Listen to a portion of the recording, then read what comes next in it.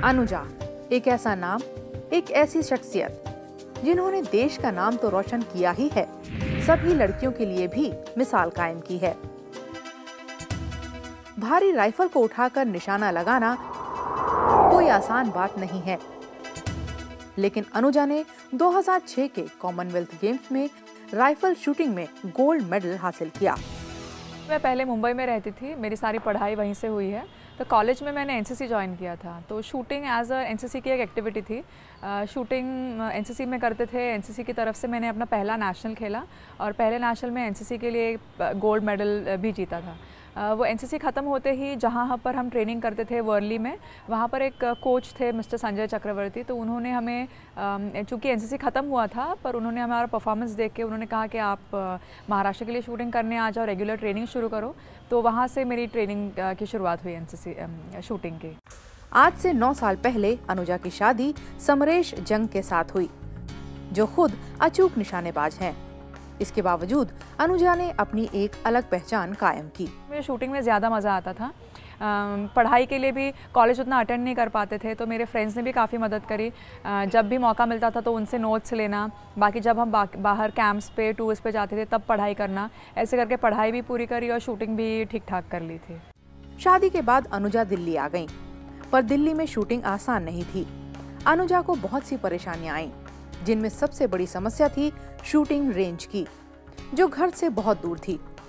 लेकिन अनुजा ने इस मुश्किल को अपनी सफलता के रास्ते में रुकावट नहीं बनने दिया और घर पर ही प्रैक्टिस का इंतजाम कर लिया।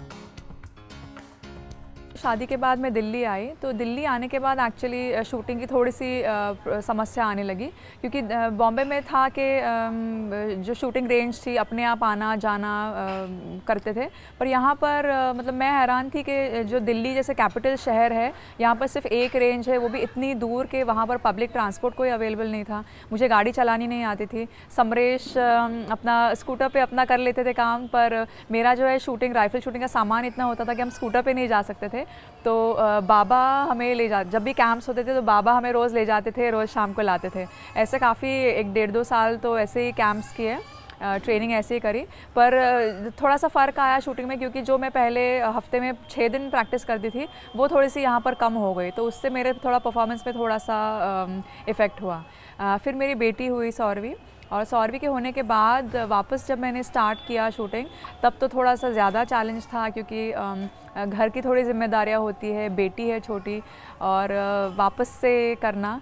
पर उस वक्त घर के सभी लोगों ने मुझे काफ़ी सपोर्ट किया, समरेश ने काफ़ी सपोर्ट किया, और मुझे भी थोड़ी सी कठिनाइयाँ उठानी पड़ी कि अपना टाइम को थोड़ा सा ठीक से डिवाइड करके काफ़ी मेहनत करी तभी। और मैं तो यही सोचती हूँ कि मैं तब उस वक्त इतने फॉर्म में नहीं थी, पर मैंने मेहनत इतनी करी थी कि मुझे लगता है मैंने जो कॉमनवेल्थ का मेडल जीता है वो भगवान ने मैंने जो मेहनत की थी उसके एवज़ में मुझे वो मेडल दिया है। अनुजा में हर वक्त अपने सपनों को पूरा करने की चाहत थी और इसी हिम्मत ने उन्हें कभी हारने नहीं दिया, और अनुजा ने ये सफलता हासिल की।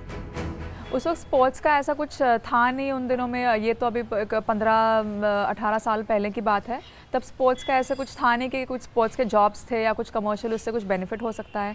ये बस मुझे वो बहुत पसंद आया, ये जो शूटिंग था बहुत मज़ा आता था उसमें। कुछ चैलेंज लगता था कि रोज़ जाके हम कुछ सीख रहे हैं, जो हम सीखते हैं वो जाके कॉम्पिटिशन्स में जब हम रिपीट करते हैं तो फिर मेडल्स मिलते हैं, तो वो बहुत चैलेंज सा लगता था। और वहाँ पर काफ़ी दोस्त बन गए, मेरे साथ के शूटर्स थे, एक साथ शूटिंग करने में मज़ा आता था। We were growing every day as shooters, तो वो बहुत अच्छा लगता था। तो कभी सोचा नहीं कि इसका मुझे आगे क्या मिलेगा, कुछ मिलेगा या नहीं मिलेगा, तो ऐसे ही कंटिन्यू करते रहे हम शूटिंग। वैसे मैं लकी रही कि बाद में मुझे 93 में रेलवेज़ में जॉब मिली, तो तब मैं जॉब मिलने के बाद मैं थोड़ा सा और अच्छी तरह से शूटिंग करने लगी। कुछ पाने के लिए कुछ खोना पड़ता है। अनुजा ने भी कुछ खोकर इस मंजिल को पाया है, और आज अनुजा दूसरों के साथ अपनी नॉलेज बांटना चाहती हैं। शूटिंग तो जैसे अभी स्पोर्ट ऐसा है कि इसकी कोई एज लिमिट है नहीं। आप अपने इफ़ नॉट कॉम्पिटिटिव शूटिंग तो आप अपने एंजॉयमेंट के लिए कर सकते हैं। तो मुझे तो लगता नहीं कि मैं कभी शूटिंग बंद करूँगी, पर आगे जाके बहुत ज़रूर ऐसा लगता है कि मेरी जो भी नॉलेज है, इतने साल जो प्रैक्टिस करके जो एक्सपीरियंस मिला है, ये मैं और लोगों को, यंगस्टर्स को दे दूँ, जो नॉलेज हमें शुरू के दिनों में नहीं मिला या काफ़ी लेट मिला, जो भी हमें कोचिंग जो मिली वो काफ़ी लेट मिली, तो बाकी लोगों को मैं जब वो स्टार्ट करते हैं तब अगर वो कोचिंग मिलती है तो जल्दी इंसान ऊपर आता है, जल्दी सक्सेस मिल जाती है।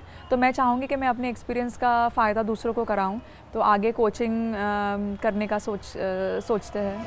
अनुजा कड़ी मेहनत, दिलेरी और जज्बे की एक जीती जागती तस्वीर है।